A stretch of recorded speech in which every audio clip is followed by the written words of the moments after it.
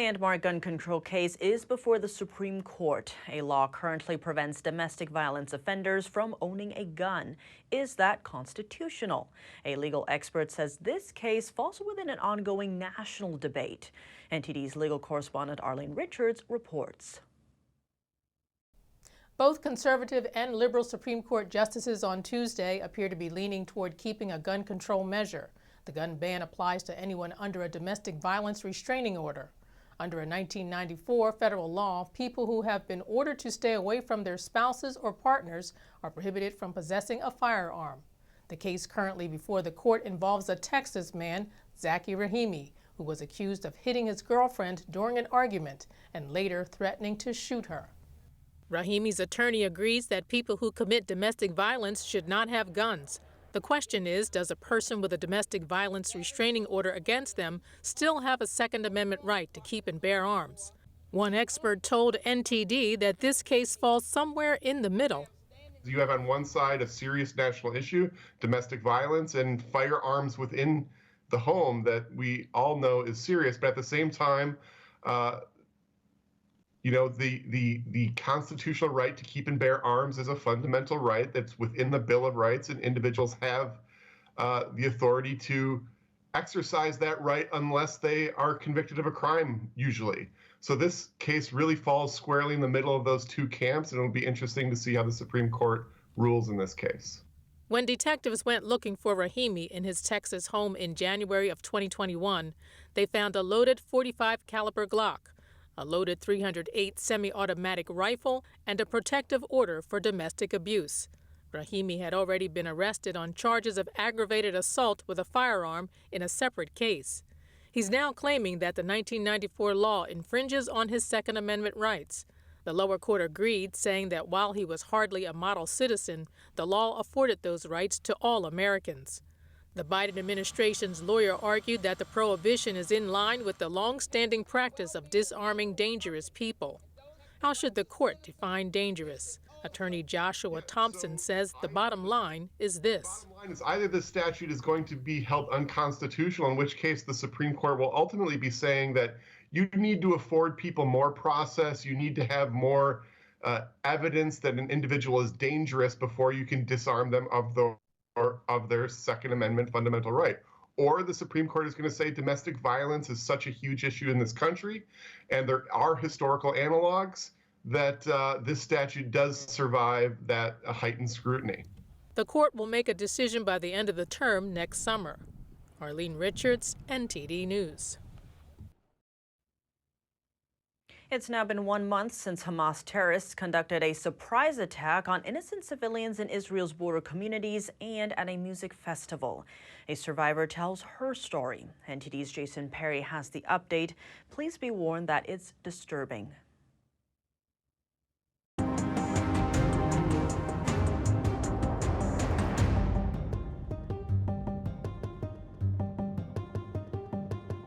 This woman was working as a bartender at the deadly music festival in Israel 1 month ago on October 7th.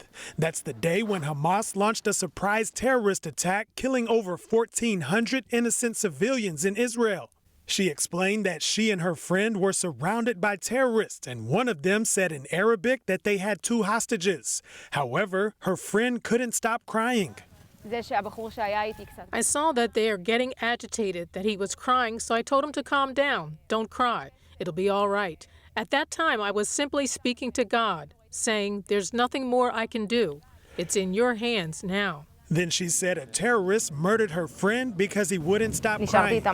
They were about to put me in a vehicle. The vehicle wouldn't start, and then there was this confusion among them. Their plan had changed.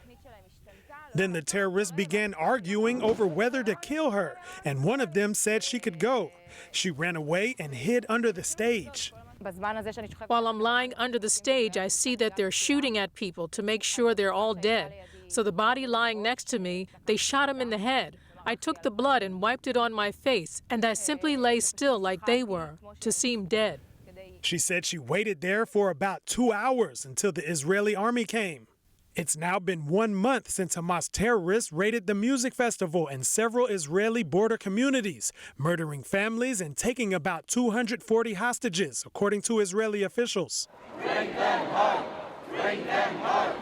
On Tuesday, people in different parts of the world have been commemorating the 1-month anniversary, including London. I think everything that's happening in Gaza is tragic, but I don't know what the alternatives are. Every innocent life lost is an absolute tragedy. I don't know how you talk to Hamas. You have to show you're strong enough and do whatever you can to force the Hamas, which is a terror organization, literally terror organization. And actually we need to free Gaza from Hamas. Gaza people are very good, probably, most of them. Just Hamas control them. Also on Tuesday, Gazan residents were seen walking south after Israel gave civilians in Gaza City a 4-hour window to leave. We don't know to where we are going. We are heading to south as they told us to do so. We are walking and don't know where we will go. To go to schools, to sleep at streets, to sleep at people's places. Only God knows. On Tuesday, Israel's defense minister said Gaza City is the biggest terrorist base ever built, and he explained that there are miles of tunnels under the city used to facilitate terrorist attacks. The IDF reported that they are now fighting in the heart of Gaza City. Jason Perry, NTD News. A cry for help on Capitol Hill. Families of Hamas hostages tell their stories and ask the U.S. to do more to rescue their loved ones. NTD's Melina Weisskopf has the story. We don't have a list of the hostages. We don't know their condition. I don't have anything. So I need your help. On October 7, my life stopped when my 2 younger brothers, Gali and Ziv Berman, were kidnapped. Hamas is believed to be holding hostage a total of around 240 people since their initial attack in Gaza 1 month ago. Just 4 hostages have been released and 1 has been rescued, but the vast majority remain, with little details known. Hamas took them. The youngest said, "I'm too young, don't take me." There are over 30 kids. The youngest of them is only 10 months old. And again, we do not know the condition of any of them. The Biden administration has called for a pause in fighting to allow humanitarian aid to get through and for civilians to get out.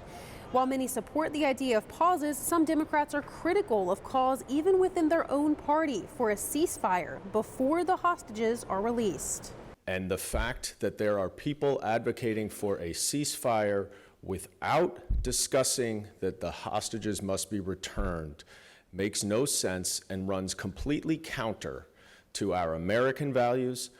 Israel's prime minister is opposing a ceasefire until all the hostages are released. And on a related note, some House Republicans are now eager to make clear that the scant few voices there are coming from Congress that are critical of the state of Israel are not representative of the entire body. There are 2 competing resolutions to censure Congresswoman Rashida Tlaib for critical remarks on the state of Israel. One they did take a procedural vote on today. Democrats tried to table this, although that failed, with 1 Democrat joining with Republicans on it, setting up an actual vote on the resolution, an up or down vote for some point likely tomorrow. Now, this resolution specifically was introduced by Congressman Rich McCormick from Georgia. It accuses Tlaib of promoting false narratives in relation to the Hamas attack and also calling for the destruction of the state of Israel. Now, like we mentioned, there's also a separate resolution coming from Congresswoman Marjorie Taylor Greene. This is her second attempt to try to censure Tlaib, and Democrats again tonight will try to table this. We'll see whether or not that fails or passes. If it does end up failing, then this will also set up a second vote for this separate resolution as well. So we could very well see Rashida Tlaib being censured twice. Tiff, back to you. A California Jewish man has died in what may be a homicide. What happened at the dueling Israel and Palestinian protests? NTD's Christina Corona has more on the story. Paul Kessler died after being hit in the head at pro-Israeli and pro-Palestinian rallies Sunday. The protests were held simultaneously at the intersection of Westlake Boulevard and Thousand Oaks Boulevard. 69-year-old Paul Kessler, a Thousand Oaks resident, who was lying on the ground. Mr. Kessler was conscious and responsive. The sergeant observed what he saw was bleeding from the head and mouth. During the investigation at the scene, deputies determined that the altercation with Mr. Kessler, he fell backward and struck his head on the ground. What exactly transpired prior to Mr. Kessler falling backward isn't crystal clear right now. The suspect was identified, willingly remained at the scene, and was interviewed by deputies. The suspect further stated that he was one of the reporting parties who called 911 requesting medical attention for Mr. Kessler. Multiple witnesses at the scene were interviewed. However, there were conflicting statements about the altercation and who the aggressor was. Some witnesses were pro-Palestine, while others were pro-Israel. Sheriff Freihoff said Kessler remained conscious while being transported to Los Robles Regional Medical Center on November 5th. Mr. Kessler's condition continued to deteriorate, and death was pronounced on November 6th at 1:10 a.m. Dr. Young says an autopsy found non-lethal injuries to the left side Kessler's face. Internal injuries include skull fractures and brain swelling, which typically result from a fall. The cause of death has been certified as blunt force head trauma. The manner of death is homicide. Detectives obtained a search warrant for the suspect and his residence Monday. He was released at 6:15 p.m. after the search finished. As of Tuesday afternoon, there had been no arrests in the case. Authorities are asking anyone who witnessed or has knowledge of the incident to contact Detective Stump at 805-384-4745. Anonymous tips can be sent to Crime Stoppers at 800-222-8477. Christina Corona, NTD News, Los Angeles. Amid the war in the Middle East, the Biden administration is highlighting the need to keep a focus on the Indo-Pacific. Secretary of State Antony Blinken is visiting Japan and South Korea. NTD's White House correspondent Iris Tao has more. Following a crisis visit to the Middle East, Secretary of State Antony Blinken is now shifting the focus of his intense diplomacy efforts from the Middle East now to the Indo-Pacific. For yesterday and today, he's been meeting with counterparts from the G7 democracies in Japan, where in addition to the ongoing wars in the Middle East and of course in Ukraine, topics such as China's economic coercion toward other Asian countries are also at the top of their agenda. Here's what Secretary Blinken told his Japanese counterparts during a meeting today. Watch. Enduring support for Ukraine, the work that we're doing together to combat economic coercion in terms of trilateral cooperation with the Republic of Korea, all of these are vital. Blinken's also visiting South Korea on both Wednesday and Thursday. And today I asked the State Department during its briefing about China's economic coercion specifically towards South Korea, in which ongoing efforts are being done by the Chinese embassy in South Korea to try to block an American performing arts company, Shen Yun, from performing in South Korea.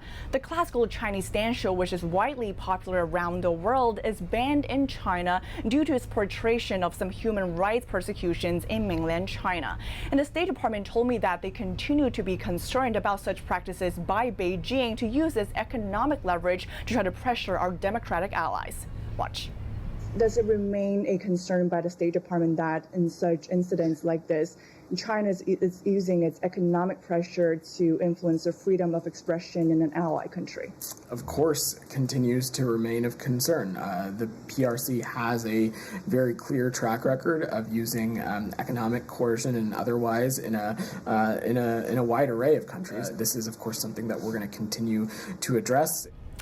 Meanwhile, President Biden is set to meet with China's Xi Jinping next week during the APEC summit in San Francisco. Of course, it remains to be seen how issues such as human rights abuses by China, as well as China's increasingly aggressive actions toward other countries, including espionage activities here in the U.S., will be discussed. Back to you. Leaders from around the world, including President Biden and Chinese leader Xi Jinping, will soon be gathering in San Francisco. Thousands of government heads and CEOs will also attend the Asia-Pacific Economic Cooperation Conference. Here's NTD's David Zhang with more on what to expect. 20,000 attendees representing 21 member economies will be in the city of San Francisco, but what are the highlights other than heightened security, massive road closures, and protests? I think it's particularly significant this year because with the tension between the United States and China, the opportunity to have President Xi meet with President Biden is a very important one. The White House announced last week that U.S. President Biden will meet with the Chinese leader Xi Jinping, making the first time the two leaders will speak in person since a year ago.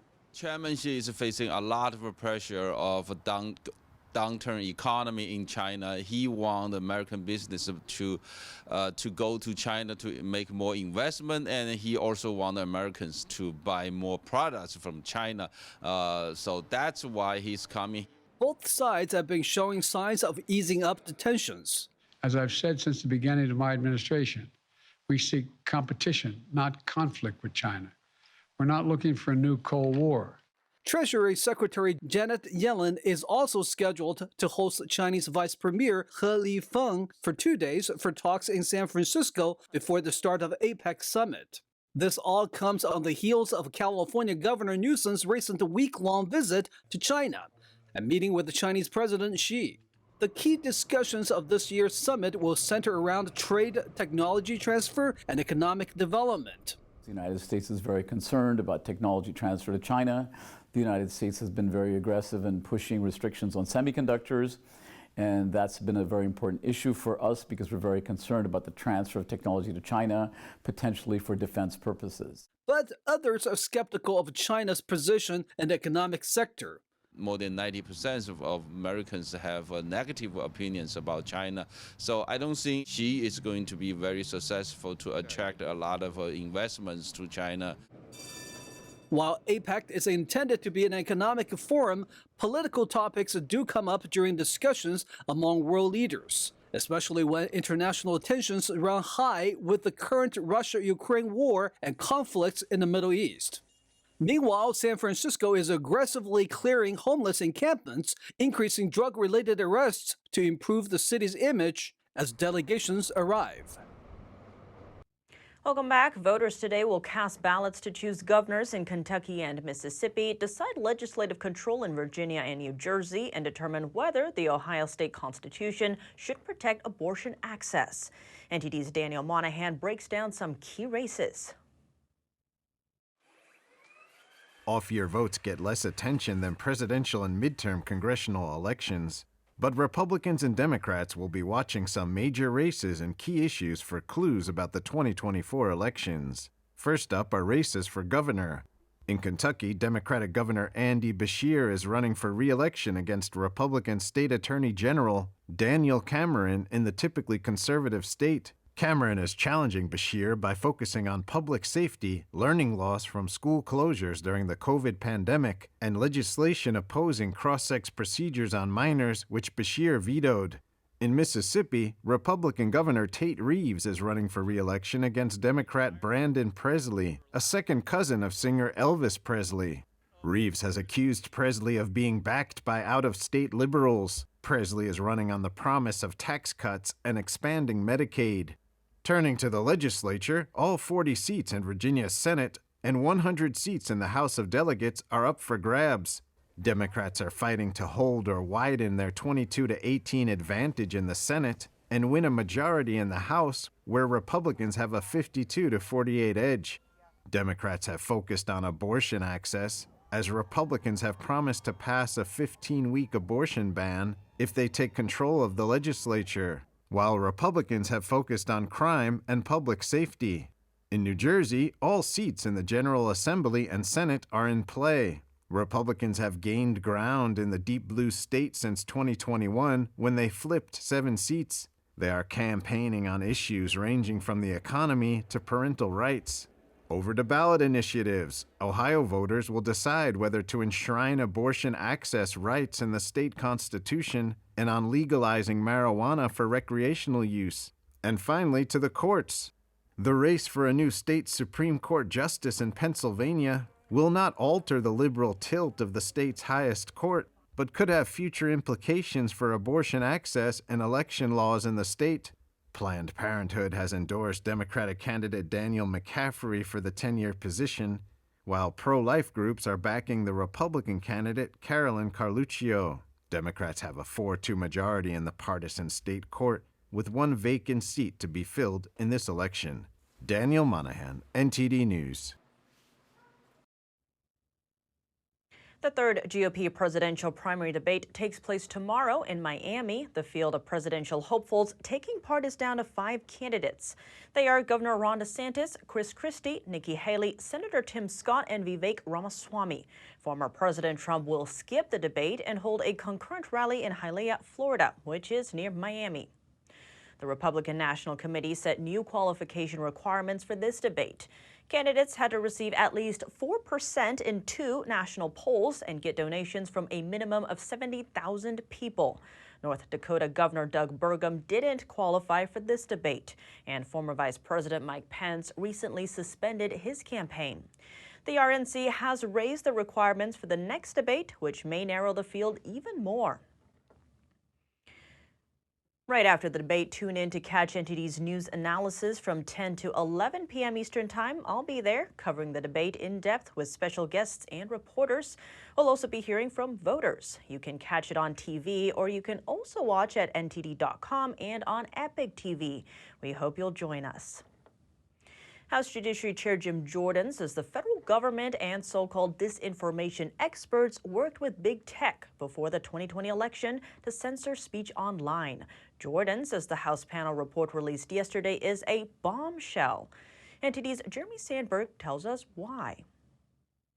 An interim staff report titled The Weaponization of Disinformation, Pseudo-Experts and Bureaucrats, How the Federal Government Partnered with Universities to Censor Americans' Free Speech, was released by the House Judiciary Committee on Monday. Jordan called out the Department of Homeland Security, the Cybersecurity and Infrastructure Security Agency, or CISA, the State Department, and academics at Stanford University. He says hundreds of secret reports uncovered a joint censorship effort with big tech before the 2020 presidential election, and that communications showed true information, jokes, and opinions were targeted.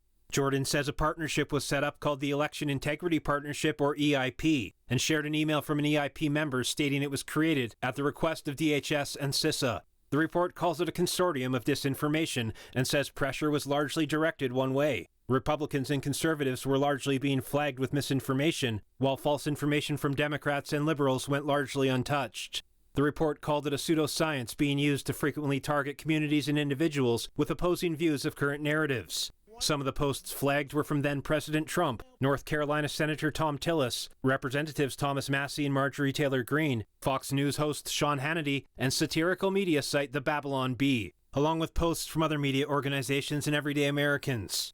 The report says the federal government's effort was to censor Americans engaged in core political speech leading up to the 2020 election under CISA's Countering Foreign Influence Task Force. CISA Executive Director Brandon Wales told Fox News the agency does not and has never censored speech or facilitated censorship. Jeremy Sandberg, NTD News. In a rare move, the special counsel overseeing the Hunter Biden investigation testified behind closed doors in Congress today. David Weiss insisted that he had the ultimate authority in the years-long case.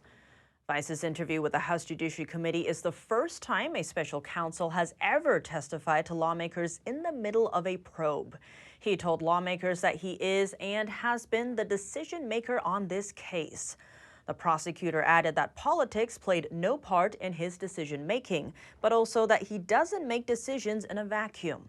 He said he is required to follow Justice Department guidelines and processes, as well as federal law.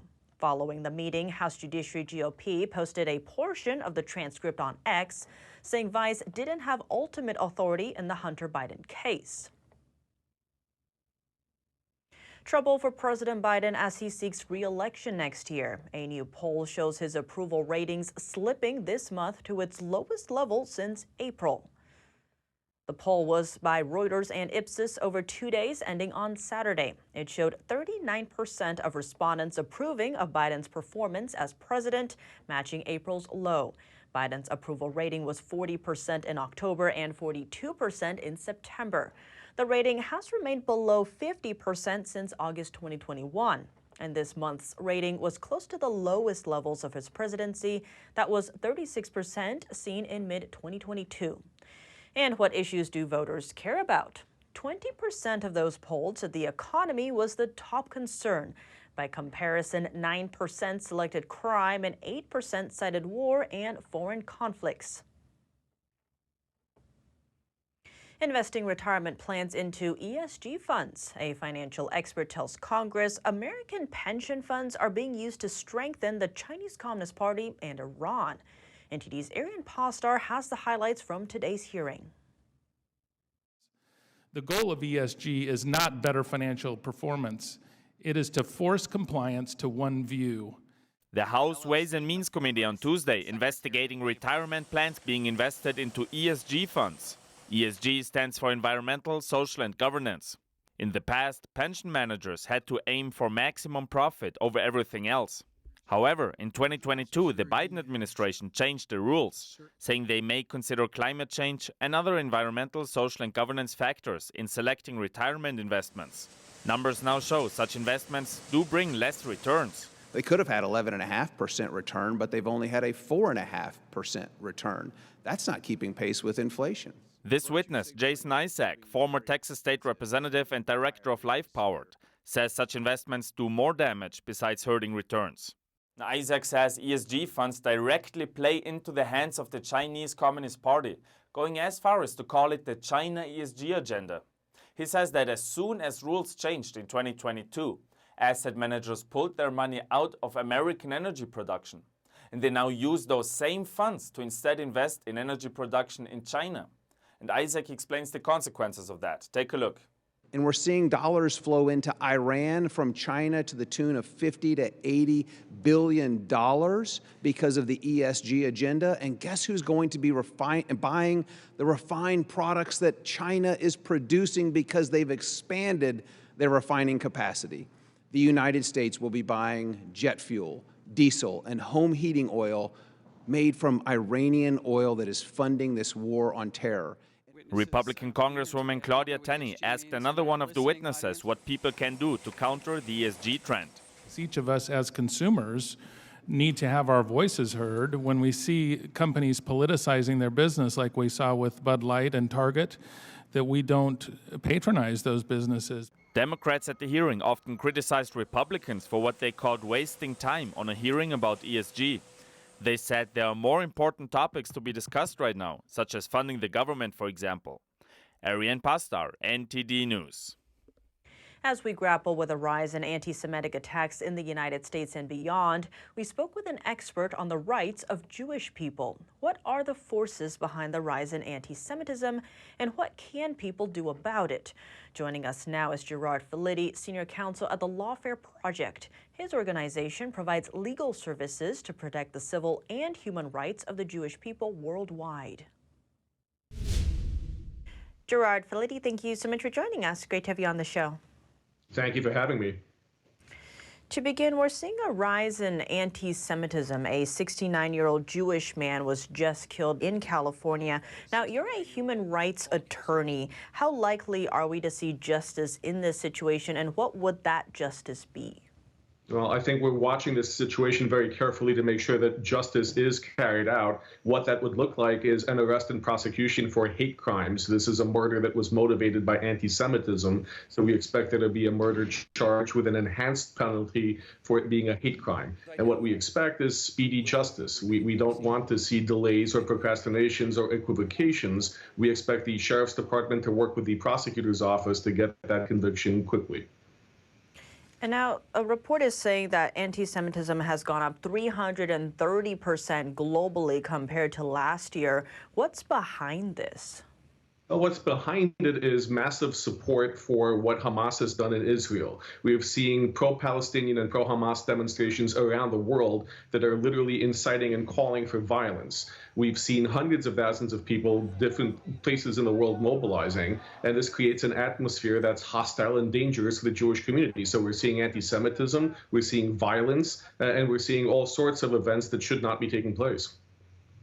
And to your point, we saw massive protests even reaching the White House just over the weekend. Given the horrors that we saw in the Holocaust, why aren't we seeing pro-Israel protests? Well, we are seeing pro-Israel protests, but the difference is that the Jewish community in the United States and elsewhere is, quite frankly, scared. They're seeing these pro-Palestinian demonstrators. As we started talking about, a Jewish man was murdered in California, apparently by a pro-Palestinian protester. So there are very strong concerns for safety. What we're not seeing is we're not seeing the government crack down on these pro-Hamas demonstrations. We're not seeing police take a more direct approach. We're not seeing arrests. We're not seeing the National Guard step in to protect the Jewish minority population, as we did see them come in during BLM protests and also during the civil rights movement to protect African Americans. We're not seeing government action. And on that note, how much of that do you see bleeding into the political scene, given that today's election day and next year is the presidential election? Inevitably, there is some bleeding in on politics, but fighting anti-Semitism is bipartisan. We can't allow it to become political. This is such an important issue. Whenever we're talking about racism and bigotry, we need to have unity and not make it about politics. So we're appreciative of everyone in elected office who's paying attention to this issue and doing what they can to stop the anti-Semitism that we're seeing. And on that note, you brought up how the Jewish community is feeling scared. What can people do to push back against this? What people can do is what they're already doing. On college campuses, they're calling for administrators to act to disband student groups that are aggressively anti-Jewish. They can file lawsuits when their civil rights are violated. That's what the Lawfare Project does. They can seek support from elected officials to enhance legislation that provides for hate crime penalties. But more importantly, we need to push for a change in narrative. The Jewish community is a minority community entitled to civil rights protections, and we can't allow ourselves to forget that and allow civil rights to be trampled on. And how does that start? Is that in our education system more broadly? What is the root of this? Jew hatred is systemic, so we do need to go back to school. We need to go back to the education system. We need to teach about minority rights. We need to teach how Jews are a minority, the world's oldest and most persecuted minority. We need to teach that it's not just the Holocaust. We have modern forms of anti-Semitism. If you start in the classroom, you can perhaps unlearn the hate that's being taught and live in a more civilized society. A lot at stake here. Well, Gerard Filitti, thank you so much for your time. No, thank you for your attention to this issue. It's been a month now since a man from Israel saw his wife and young children. They were taken hostage by Hamas during the October 7th attacks. Joined by the family dog, the survivor launched a one-man vigil that soon became a daily ritual for Israelis calling on leaders for the hostages' release. Here's his story. It's been over 31 days of waking nightmare for Avihai Brodich. 31 days since he last spoke to his wife or saw his 3 young children, aged 10, 8, and 4 years old. 31 days since the October 7th attacks by Hamas on Israel, which kidnapped and took his family hostage. It's been so long, I'm starting to lose it. I don't know in what situation they are in, health-wise, or if they're being fed, taken care of. So I can only hope that everything's all right. Brodich's family was taken from one of the hardest hit communities, Kfar Aza. They were hiding in a safe room with their neighbor's daughter, whose parents were killed. He had gone outside to see if he could help stop the gunmen, but they got separated. At first, he thought everyone but his dog was killed before he received confirmation they were taken. He started camping with his dog outside the Israeli Defense Ministry with a sign to remind the military, "My family is in Gaza." Others have joined him in what's become a daily occurrence. All day, this is what I'm doing. I talk to people and I tell them my story and my beliefs, and I just keep on going, and nighttime comes and I just fall asleep, Maybe I don't fall apart, but I just fall asleep, from all this. I get so tired. So I just wanted them to see, the decision makers, to know that I'm there and my family is held hostage. So whenever they make their big decisions, they think about me, and I think they are thinking about me right now. They can't ignore me. After a month, Brodich is tired of protesting, but he says views of the war are changing. I think it has changed a lot.